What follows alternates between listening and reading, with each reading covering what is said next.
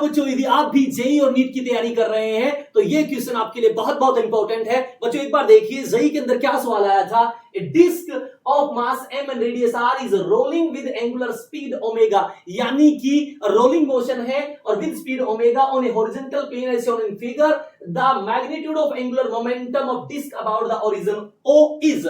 बच्चों एक पॉइंट देखिए, हमसे एंगुलर मोमेंटम पूछा है। एंगुलर मोमेंटम तो एक तो इसके पास रोटेशन के कारण एंगुलर मोमेंटम है, और रोटेशन के कारण जो एंगुलर मोमेंटम होता है बच्चों वो होता है आई ओमेगा। ये रोल कैसे कर रही है? ये रोल ऐसे कर रही है, कैसे? क्लॉकवाइज। तो क्लॉकवाइज का मतलब क्या होता है बच्चों? इनवर्ड। तो यानी कि आई ओमेगा तो क्या होगा? इनवर्ड होगा। तो मैंने इसकी जगह क्रॉस लगा दिया। अब देखिए ओ पॉइंट के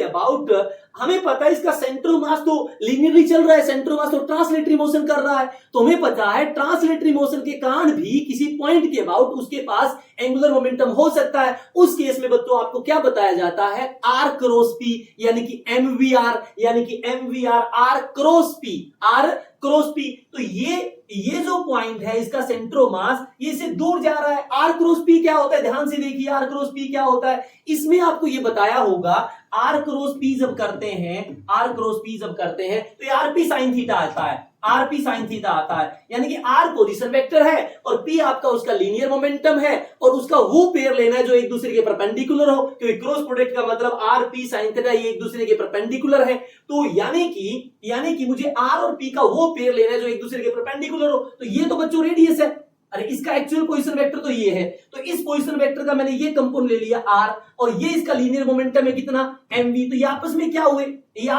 हुए? परपेंडिकुलर। तो ये पेयर में ले लूंगा एमवीआर, इसकी जगह मैं लिख दूंगा कितना? एमवीआर। अब चेक कर रहा हूं ये क्लॉकवाइज है या एंटी क्लॉकवाइज है, यानी कि इनवर्ड आएगा आउटवर्ड आएगा। तो आपको पता है आर क्रॉस पी का मतलब है आर की दिशा में फोर फिंगर और पी की तरफ आपको पाम करनी है। थंब कहां गया? अंदर, यानी कि ये भी इनवर्ड है, तो दोनों इनवर्ड है, तो इसको मैं बच्चों ऐड कर दूंगा। तो अब मुझे पता है V बराबर आर ओमेगा होता है, तो इसको क्या लिखूंगा मैं? M R square omega plus. अब ये क्या है? डिस्क है और ये अपने सेंटर के अबाउट रोटेट कर रही है। तो सेंटर के अबाउट जब रोटेट कर रही है तो डिस्क का मोमेंट ऑफ इनर्शिया होता है बच्चों एम आर स्क्वायर बाय 2 और इनटू में क्या? ओमेगा। तो ये एम आर स्क्वायर ओमेगा, ये M R square by 2 omega. तो आंसर कितना आया बच्चों? 3/2 M R square omega inward. यदि आपको ये चीज समझ आई है और आप जेईई और नीट की तैयारी कर रहे हैं तो जल्दी से फिजिक्स सुरमा को लाइक एंड सब्सक्राइब जरूर करें।